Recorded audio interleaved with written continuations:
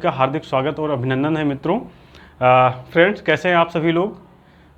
I think आप लोग अच्छे होंगे और अपनी स्टडी को अच्छे से परफॉर्म कर रहे होंगे। मित्रों, एक बात के लिए मैं थोड़ा आपसे क्षमा प्रार्थी हूँ कि काफ़ी दिनों से एक हफ्ते करीब हो गए मेरे लेक्चर में डिसकंटिन्यूटी हो गई।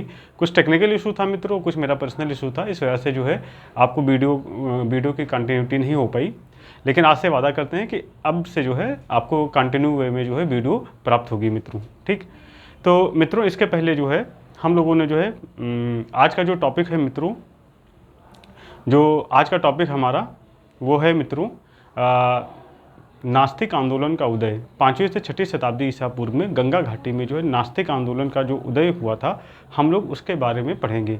और इसी नास्तिक आंदोलन के तहत मित्रों हम बौद्ध और जैन धर्म के बारे में और विभिन्न अन्य संप्रदायों, शैव धर्म, शाक्त धर्म, वैष्णव धर्म आदि के बारे में भी हम होलिस्टिक रूप से जो है अध्ययन करेंगे, जो आपके प्रारंभिक परीक्षा के दृष्टिकोण से महत्वपूर्ण है मित्रों। ये टॉपिक बहुत ही महत्वपूर्ण टॉपिक है मित्रों।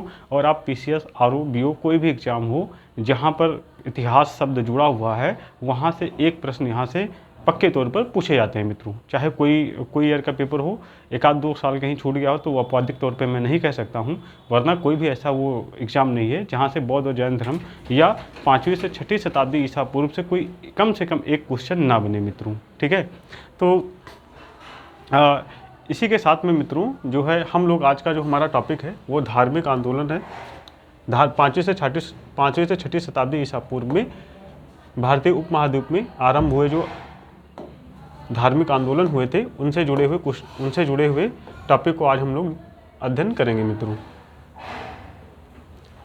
इस क्लास को शुरुआत करें मित्रों, उसके पहले थोड़ा सा मैं एक चीज़ के बारे में आपसे जिक्र करना चाहूँगा कि मित्रों हमने एक इनिशिएटिव लॉन्च किया है।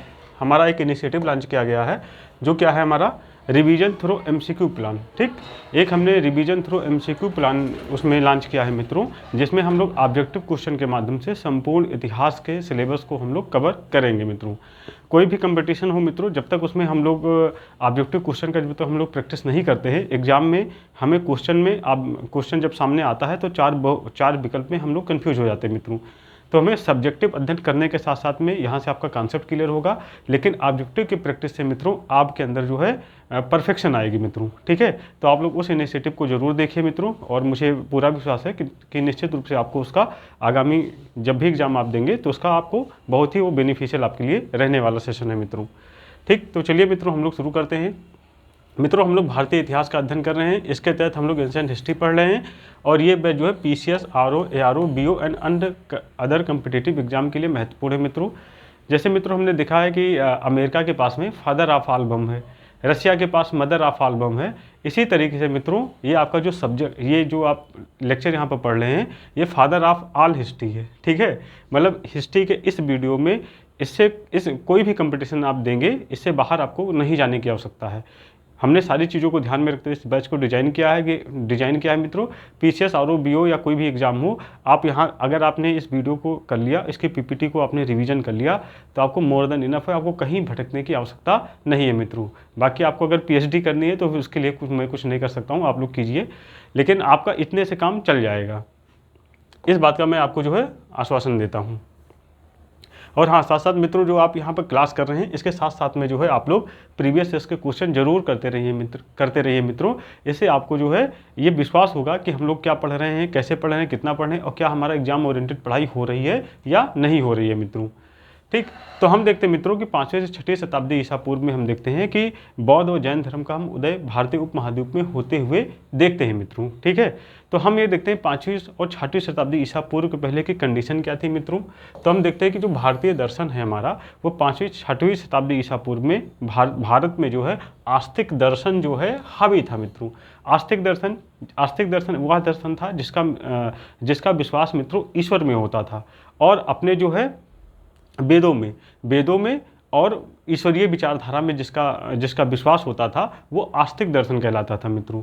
और इसमें हम देखते हैं सांख्य दर्शन, न्याय दर्शन, वैशेषिक दर्शन, पूर्व मीमांसा, उत्तर मीमांसा, न्याय मीमांसा आदि दर्शन उस समय जो है अस्तित्व में थे मित्रों, जो कहीं ना कहीं जो है वेदों को प्रमाणिक मानते थे मित्रों। वेदों में जिनका अटूट विश्वास था और ईश्वरीय दिव्य शक्ति में जिनका जो है अटूट विश्वास था मित्रों।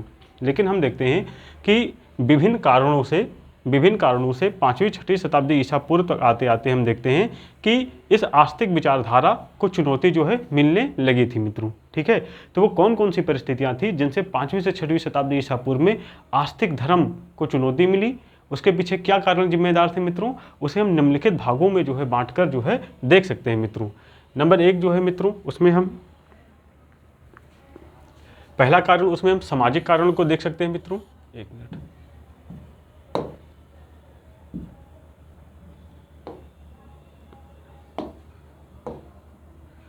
इसमें हम एक सामाजिक कारण को देख सकते हैं मित्रों, दूसरा आर्थिक कारण के रूप में देख सकते हैं, तीसरा धार्मिक कारण के रूप में देख सकते हैं, और चौथा जो है राजनीतिक कारण के रूप में जो है देख सकते हैं मित्रों। तो सामाजिक कारण की हम बात करें तो उत्तर वैदिक काल के अंतिम दशक में, उत्तर वैदिक काल के अंतिम वर्षों में अर्थात लगभग 600 ईसा पूर्व के आसपास हम देखते हैं कि जो वर्ण व्यवस्था की स्थिति हम देखते हैं, वर्ण व्यवस्था, तो हम देखते हैं कि जो ऋग वैदिक काल में जो वर्ण व्यवस्था की स्थिति कैसी थी, वो कर्म आधारित थी मित्रों। और ऋग्वेद की उस सूक्ति को याद कीजिए जिसमें कहता है कि मैं कभी हूँ, मेरी माता आटा पीसती है और मेरे पिताजी ये फलाना काम करते हैं। तो उससे क्या पता चलता है मित्रों, उससे ये पता चलता है कि उस समय जो वर्ण व्यवस्था थी वो कर्म आधारित थी, ना कि जन्म आधारित। लेकिन हम देखते हैं कि उत्तर वैदिक काल में जो वर्ण व्यवस्था का आधार हमारा क्या हो गया था, जाति हो गई थी मित्रों। वर्ण व्यवस्था का आधार हमारा जन्म हो गया था मित्रों, अर्थात जो व्यक्ति जिस वर्ण में जन्म लेता था वो उसकी जाति हो जाती थी मित्रों। ठीक है, तो यहाँ पर जन्म आधारित व्यवस्था हो गई थी, ना कि कर्म आधारित। इससे क्या होगा मित्रों, इससे जो है व्यक्ति का शोषण बढ़ेगा, क्योंकि जो संभ्रांत वर्ग में पैदा हो गया, जो उच्च वर्ण में पैदा हो गया, उसे विभिन्न प्रकार के विशेषाधिकार जो है प्राप्त होते थे, जो कि अन्य वर्ग के लोगों को नहीं प्राप्त होते थे। तो मित्रों वर्ण व्यवस्था जटिल हुई थी, इससे जो है समाज में क्या हुआ था, एक तनाव बढ़ गया था। ठीक, दूसरा हम बात करें महिलाओं की स्थिति हम देखें। ठीक है, तो महिलाओं की हम बात करें तो हम बात देखते हैं कि ऋग वैदिक काल में महिलाओं को बहुत सारे अधिकार मिले थे। जैसे उन्हें शिक्षा दीक्षा का अधिकार व्यापक रूप में मिला हुआ था, जिससे उन्होंने कई वेदों की रचना की। युद्ध में सहभागिता, युद्ध में पुरुषों के साथ में वो सहभागी बनकर जाती थी युद्ध लड़ने के लिए, विभिन्न प्रकार के यज्ञ अनुष्ठान करती थी, और विभिन्न प्रकार के जो है राजनीतिक संगठनों में महिलाओं की सहभागिता होती थी मित्रों। विवाह भी अपने वो स्वेच्छानुसार जो कर सकते थे मित्रों।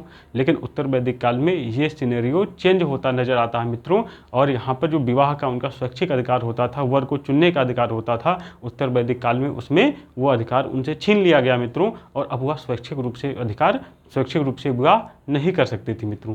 साथ ही साथ उत्तर वैदिक काल में मित्रों महिलाओं को जो असत्यभाषी, महिलाओं को क्या है, महिलाओं को असत्यभाषी कहा गया है, तथा महिलाओं की तुलना क्या है, महिलाओं की तुलना जो है सुरा के साथ में, महिलाओं की तुलना जो है शराब के साथ में, जुआ के साथ में, ठीक है, महिलाओं की तुलना जो है की जाने लगी।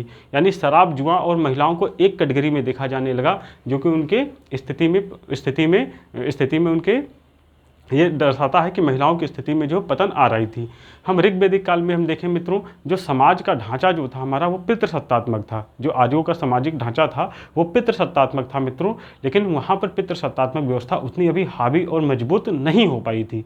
लेकिन हम उत्तर वैदिक काल में जब हम देखते हैं मित्रों कि वहाँ पर पितृसत्तात्मकता हावी हो चुकी थी मित्रों। ठीक है, और हम इसके कई उदाहरण भी पाते हैं। ठीक है, जिसमें हम देखते हैं कि पुरुषों के द्वारा जो है अग्रेसिव मोड में कई वक्तव्य जो हम देते हुए विभिन्न उसमें हम लोग देखते हैं। ठीक है, विभिन्न ग्रंथों में हम देखते हैं कि जिसमें पितृसत्तात्मकता जो है प्रकट होती है। ठीक है, तो इस प्रकार से हम देखते हैं कि महिलाओं की स्थिति में भी पतन उत्तर वैदिक काल में आया था मित्रों। अब उसके बाद हम बात करते हैं कि हम शूद्र की बात करें। तो शूद्र का काम क्या होता था मित्रों, शूद्र का काम क्या होता था, ऊपर के वर्णों को जो है सेवा करना होता था मित्रों।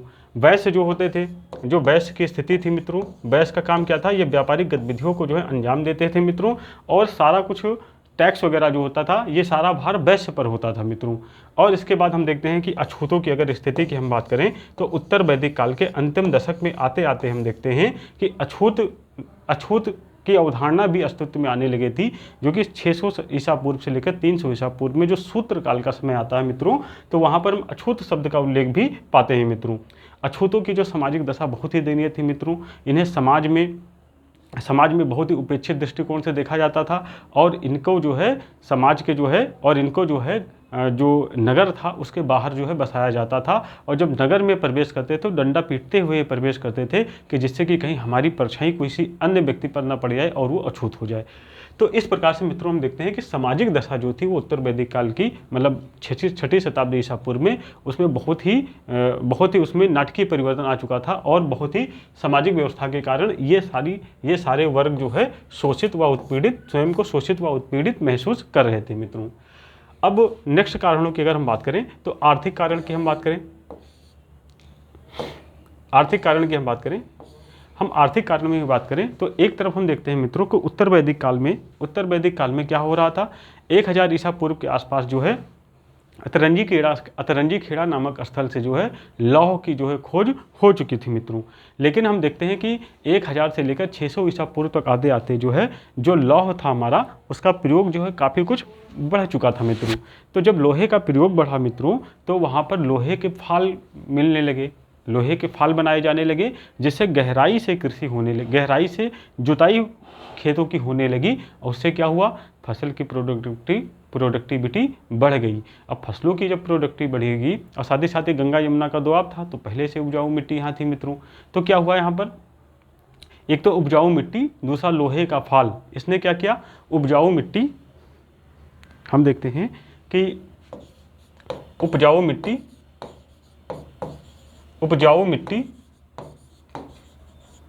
मिट्टी थी, दोआब का क्षेत्र था, प्लस इसमें लोहे के फाल का प्रयोग हुआ, ठीक है। इन दोनों ने मिलकर क्या किया, अधिशेष उत्पादन को जन्म दिया। अधिशेष उत्पादन, इन गतिविधियों से अधिशेष उत्पादन को बढ़ावा मिला। अधिशेष उत्पादन हुआ मित्रों तो क्या होगी, जनसंख्या जो है वृद्धि, अधिशेष उत्पादन हुआ जिसने जो है जनसंख्या वृद्धि को क्या करेगा, ये जनसंख्या वृद्धि को क्या करेगा, प्रोत्साहित करेगा। और जनसंख्या जब वृद्धि होगी मित्रों तब उसे और संसाधनों की ज़रूरत पड़ेगी मित्रों। लेकिन एक तरफ और संसाधन की जब जरूरत पड़ेगी तब इन्हें क्या करना पड़ेगा, खेती में पशुओं का ज़्यादा से ज़्यादा उपयोग करना पड़ेगा मित्रों, क्योंकि जब पशु ज़्यादा होंगे तो उत्पादन भी ज़्यादा होगा, क्योंकि तकनीक थी और तकनीक के साथ साथ में हमें मैन पावर से उतना काम नहीं किया जा सकता है जितना कि हम लोग पशुओं के इस्तेमाल से इस काम को कर सकते थे। अब जुताई का काम करना है तो उसमें बैलों की ज़रूरत थी, और काठक संहिता में 24 बैलों से जुताई करने वाले 24 बैलों से जुताई करने का भी साक्ष्य काठक संहिता में मिलता है मित्रों। तो इस प्रकार से हम ये देखते हैं कि एक तरफ तो पशुओं की बहुत आवश्यकता थी, लेकिन दूसरी तरफ मित्रों उत्तर वैदिक काल में बहुत अधिक धार्मिक अनुष्ठान और कर्मकांड जो किए जाने लगे थे, और अग्निष्ठोम जैसा यज्ञ जो है भी शुरुआत हो चुकी थी मित्रों, जिसमें कि पशुओं की बहुत बड़ी मात्रा में जो है बलि दी जाती थी और सुरा का पान किया जाता था मित्रों, ठीक है। तो इससे क्या हुआ, अपने आप पे एक विरोधाभास उत्पन्न हो गया। जो आम व्यक्ति था, जो किसान था, जो दबा कुचला व्यक्ति था, उसे पशुओं की आवश्यकता थी, लेकिन समाज के जो उच्च वर्ण व्यवस्था में उच्च स्थान पर लोग रहते थे, उन्हें क्या करते, वो इनका पशु बलि के रूप में उपयोग करते थे, जिससे कि दोनों वर्गों में क्या हुआ, एक कोलैप्स हुआ मित्रों, और कहीं ना कहीं ये सामाजिक तनाव को जन्म दिया था मित्रों। उसके बाद हम देखते हैं कि धार्मिक कारणों की अगर हम जिक्र करें, धार्मिक कारणों की हम बात करें तो धार्मिक कारणों की हम देखते हैं मित्रों तो उत्तर वैदिक काल में बहुत सारे जो है यज्ञ कर्मकांड जो है होने लगे थे मित्रों, ठीक है। और हम देखते हैं कि विभिन्न प्रकार के इसमें यज्ञ कर्मकांडों को एक समाज का एक अनिवार्य अंग जो है बना दिया गया था। और सूत्रकाल जो कि 6ठी शताब्दी से 3री शताब्दी ईसा पूर्व का जो ग्रंथ है मित्रों, सूत्रकाल जिनकी रचना हुई कालीन ग्रंथों में, तो हम उसमें देखते हैं कि 16 संस्कार जो है अस्तित्व में आ चुके थे मित्रों।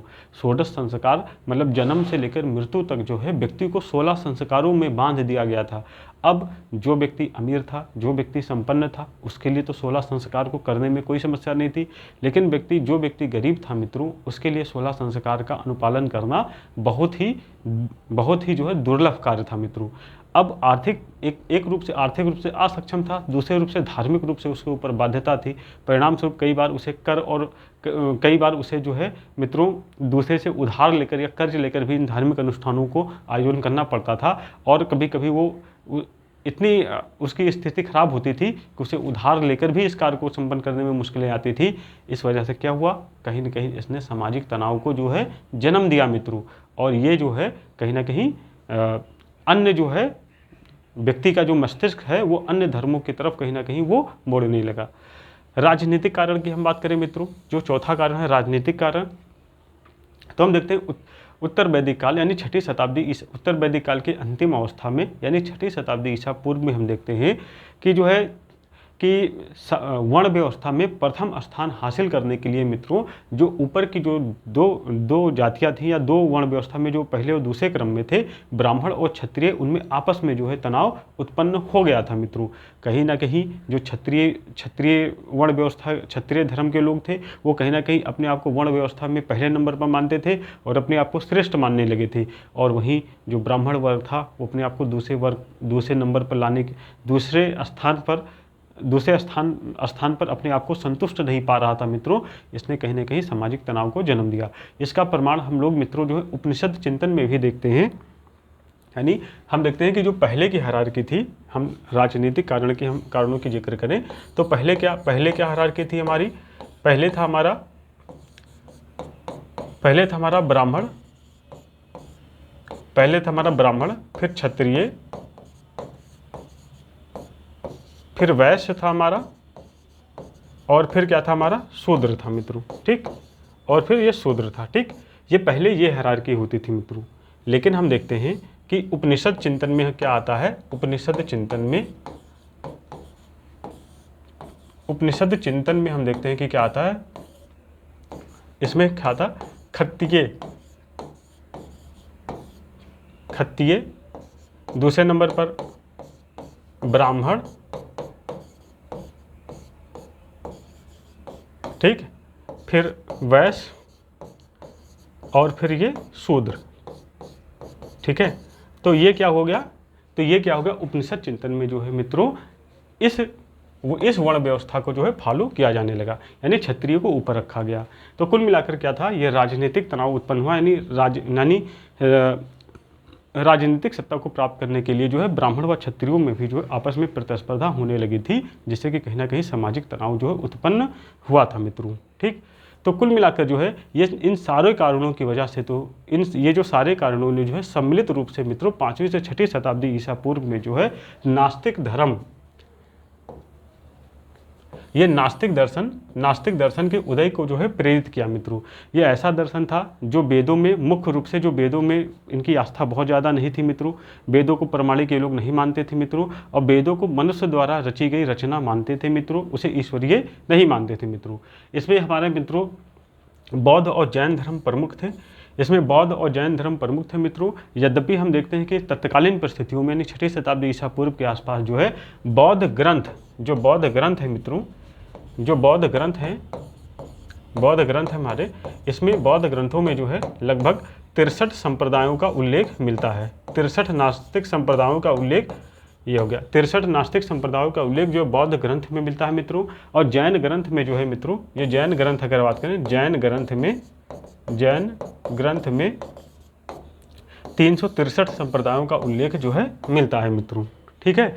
लेकिन हम देखते हैं इसमें जो है नास्तिक दर्शन में जो है जैन और बौद्ध धर्म जो है महत्वपूर्ण रहे मित्रों, और सारे दर्शन कुछ न कुछ अपने जो है क्रांतिकारी विचारों की वजह से वो उतनी समाज में उतनी पैठ और जगह नहीं बना पाए मित्रों।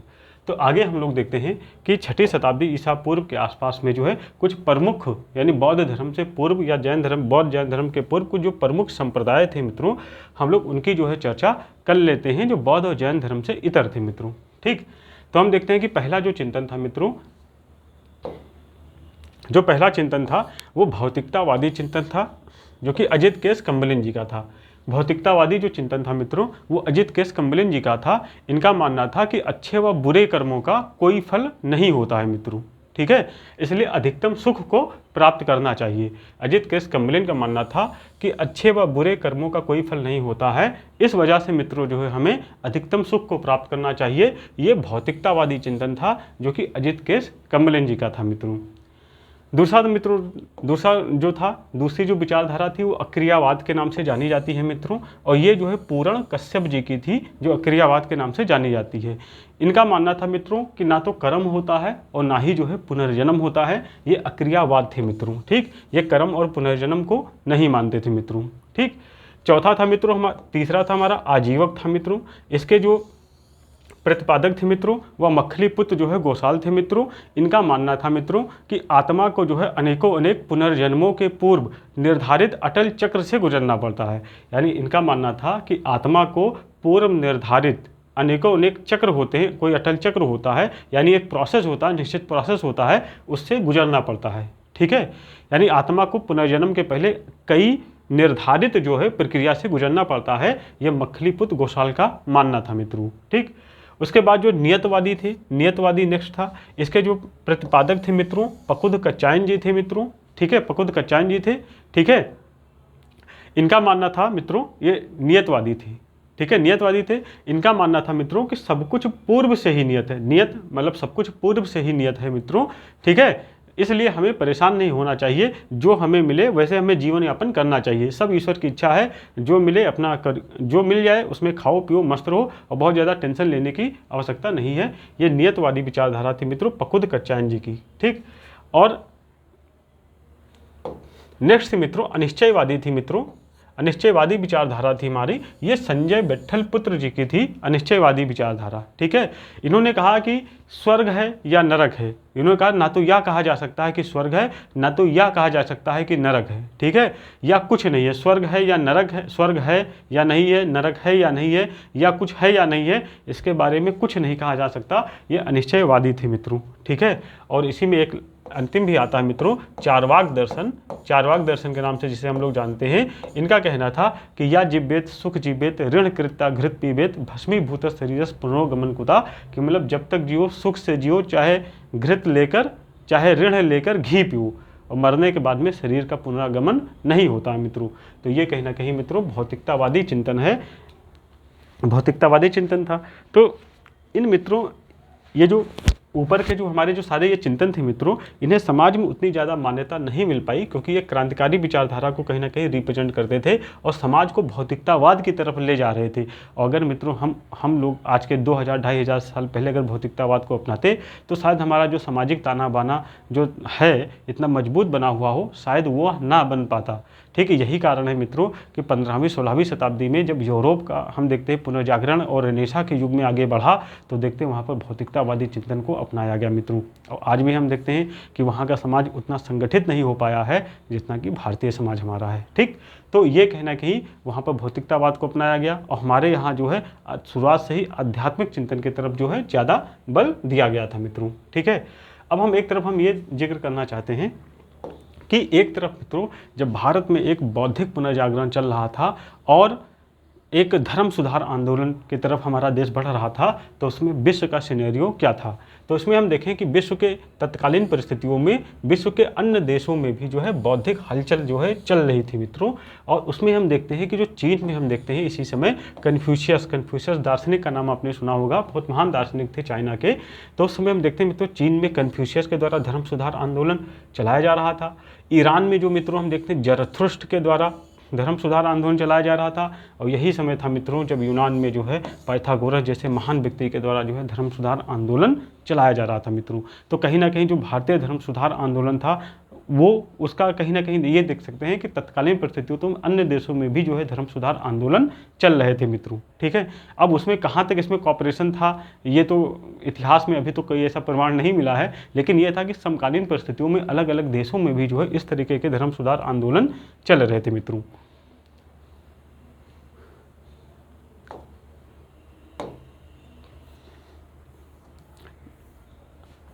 अब इसमें मित्रों हम लोगों ने जो कॉन्सेप्ट के स्तर पर जो समझने वाली चीज़ें थी उसको हमने कर लिया है मित्रों। अब हम देख लेते हैं हमारे पीपीटी में कोई चीज़ इंपॉर्टेंट चीज़ हमसे कोई मिस ना हो जाए, इस वजह से एक बार आपको आपके साथ में मैं पीपीटी को हम लोग कर लेते हैं।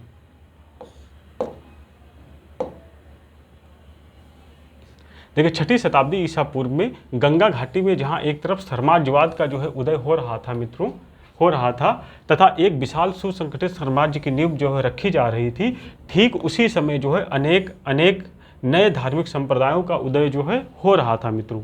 ठीक, इस शताब्दी को जो है अभिसंबोधि युग कहा जाता है, और इस शताब्दी को जो है धार्मिक क्रांति का काल भी जो है कहा जाता है मित्रों। जिस प्रकार से समाजवादी गतिविधियों का केंद्र मगध बना था, उसी प्रकार से नवीन धार्मिक गतिविधियों का केंद्र भी जो है मगध ही बना था मित्रों। ठीक, बाकी इसको हम बता चुके हैं कि कहाँ कहाँ कैसे आंदोलन चल रहा था। धार्मिक आंदोलनों के उदय के पीछे जो कारण था मित्रों, उसको हमने डिटेल में डिस्कस कर ही लिए हैं आपके साथ में, लेकिन एक बार आपके साथ पीपीटी को पढ़ लेते हैं कि उत्तर वैदिक काल में वर्ण व्यवस्था जो है जटिल हो गई थी मित्रों। अब कर्म के बजाय जो है जन्म के आधार पर वर्ण का निर्णय जो है होने लगा था। ठीक, और समाज स्पष्ट रूप से दो वर्गों में विभाजित हो गया था, एक सुविधा भोगी वर्ग था और दूसरा सुविधा विहीन वर्ग था मित्रों। सुविधा भोगी वर्ग में ब्राह्मण क्षत्रिय आता था और सुविधा विहीन वर्ग में क्या आता था, मुख्य रूप से वैश्य शूद्र अछूत, ये और वैश्य शूद्र और अछूत तथा अन्य जातियां आती थी मित्रों। ठीक, इस समय तक धार्मिक जीवन जो है आडंबरपूर्ण कर्मकांड, यज्ञ व बलि प्रधान जो है बन चुका था मित्रों। और उत्तर वैदिक काल के उत्तरार्ध में ही धार्मिक कर्मकांड व पुरोहित के प्रभुत्व के विरोध की भावना प्रकट होने लगी थी। और इसका आरंभ जो है उपनिषदों में हुआ है मित्रों, कि उसमें जो उपनिषद में क्या है, क्षत्रिय को पहले रखा गया है, ब्राह्मण को दूसरे स्थान पर रखा गया है। ठीक, नए धर्मों के उदय का वास्तविक कारण जो है उत्तर पूर्वी भारत में जो है प्रकट हुई, जो नई कृषि व्यवस्था में निहित थी मित्रों। बाकी ये कारण हमने पहले ही डिस्कस कर लिया है। तो इस प्रकार से मित्रों हमने 6ठी शताब्दी ईसा पूर्व में जो है नास्तिक संप्रदाय आंदोलन के उदय के पीछे क्या क्या कारण थे मित्रों, हम लोगों ने उसको डिस्कस किया है। नेक्स्ट लेक्चर में हम लोग जैन धर्म के बारे में और फिर उसके बाद बौद्ध धर्म के बारे में अध्ययन करेंगे मित्रों। ठीक है, तो ये हमारा मित्रों टापस IAS क्लब एकेडमी, ये मित्रों टापस IAS क्लब एकेडमी के नाम से जो है हमारा टेलीग्राम चैनल जो है बना हुआ है मित्रों। और इसी नाम से हमारी जो है ऑफिशियल साइट भी बनी हुई है मित्रों, वेबसाइट भी बनी हुई है। तो आप इसको जो है डाउनलोड कर सकते हैं और इसका अधिक से अधिक एडवांटेज